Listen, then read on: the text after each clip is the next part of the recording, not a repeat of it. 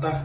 Nahugasan ko na rin po siya, nalinisan ko na, at ang timbang po niyan is mahigit 2 kilo. So bago po natin lutuin, i-marinate muna natin sa soy sauce. Ayan, marinate muna natin siya at least mga 5 to 10 minutes. So paminta, soy sauce, paminta lang po. Ayan, kamayin ko na kasi lutuin pa naman to eh.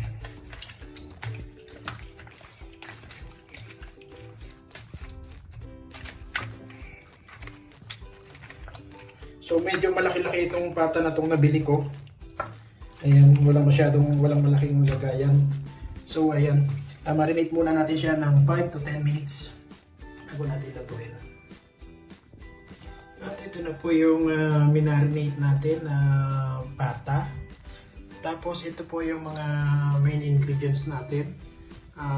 Dried banana blossom, oyster sauce, vinegar,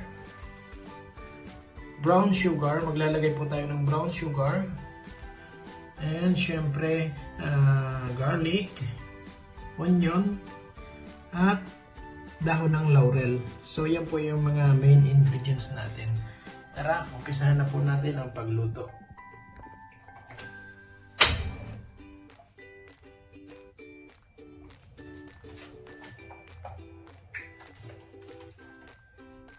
Maglalagay po tayo ng mantika, oil,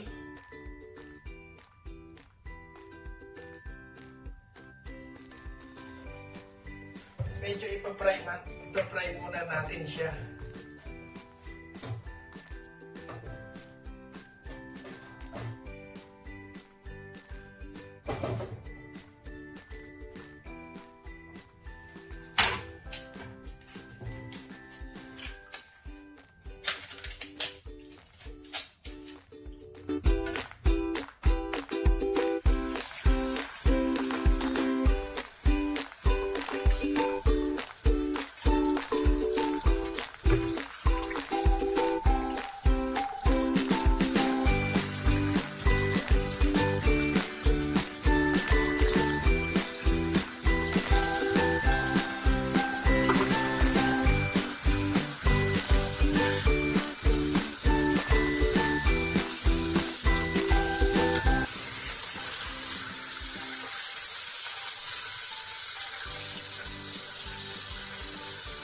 Medyo ipapry lang muna natin siya, medyo golden brown bago natin i-igisa.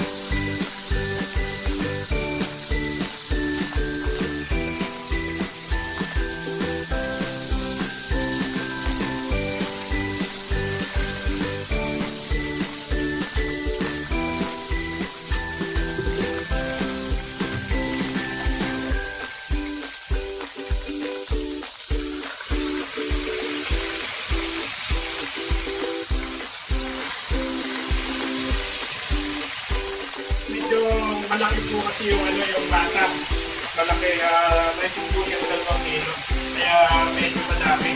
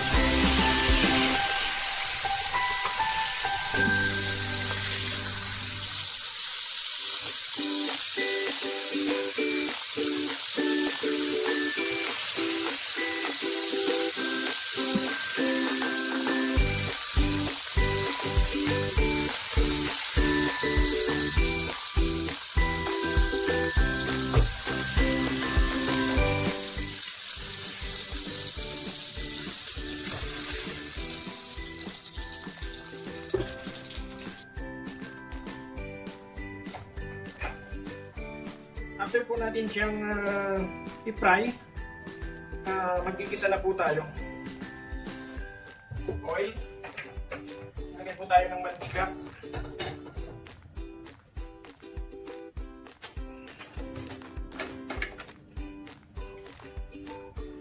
Igisa na po natin yung bawang at saka sibuyas.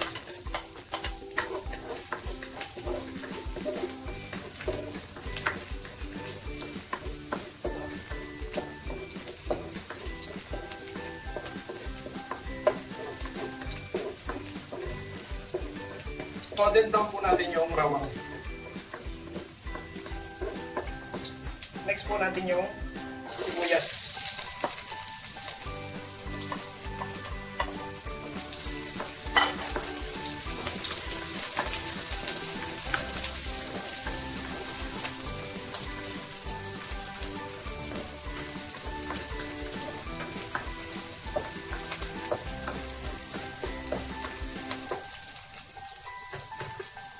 At ilalagay na po natin yung pata. Ayan. So, nakita nyo naman po ang dami.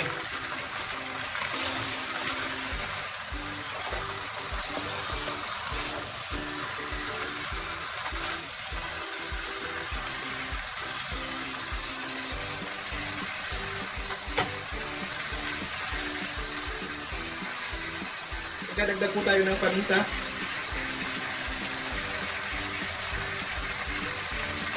Konti lang.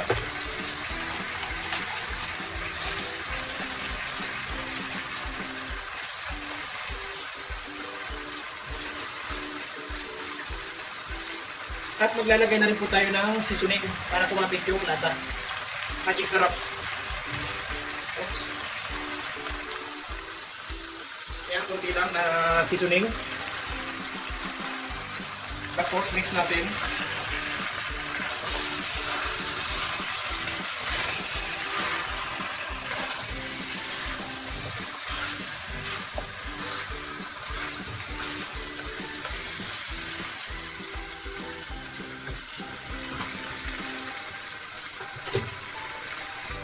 At lagay po natin yung soy sauce na pinagmarinita natin. Ito.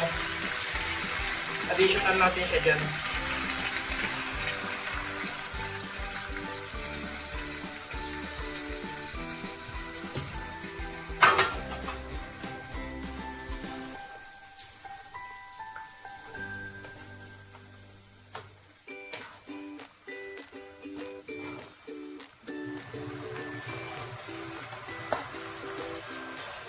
Ayan.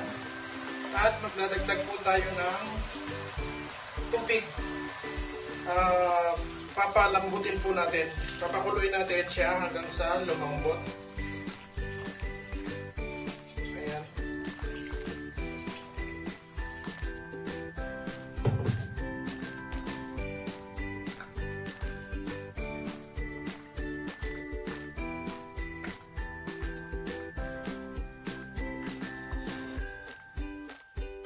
Pakuluin po natin siya hanggang sa lumambot. Balikan po natin siya. So ayan, after 1 hour, ito na yung itsura niya. Bali, nagdagdag din pala ako ng tubig dito. Kasi medyo matigas pa, kaya nagdagdag tayo ng tubig para sa pagpapalambot niya. Kaya ayan, ito na yung itsura niya. After 1 hour, malambot na siya. Natatanggal na yung balat niya sa laman. Ito yung mas masarap.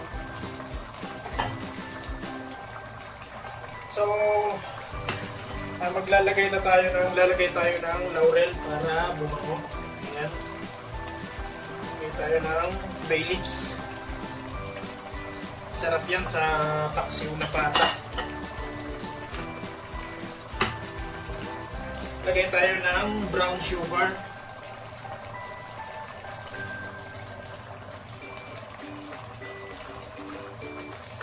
Para medyo matamis-tamis. At maglalagay na rin tayo ng oyster sauce.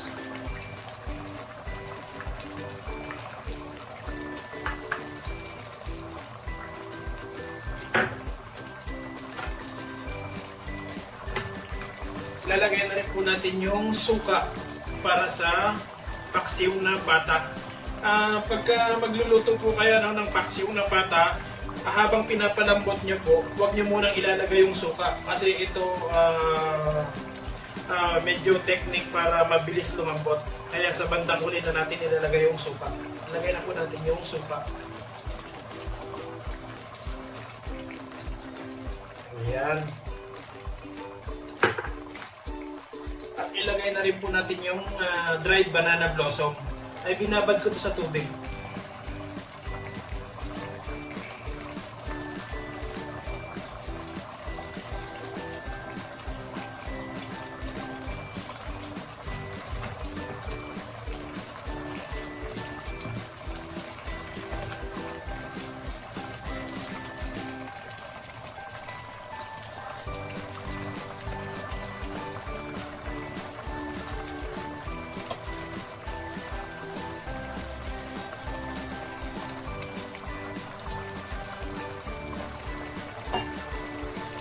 At itayin po ulit natin hanggang maluto yung nilagay natin ng mga sangkap.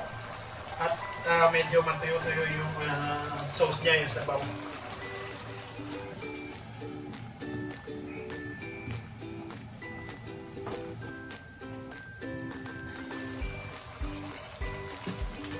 So ayan, luto na siya. So malambot na at konti na lang din yung sauce.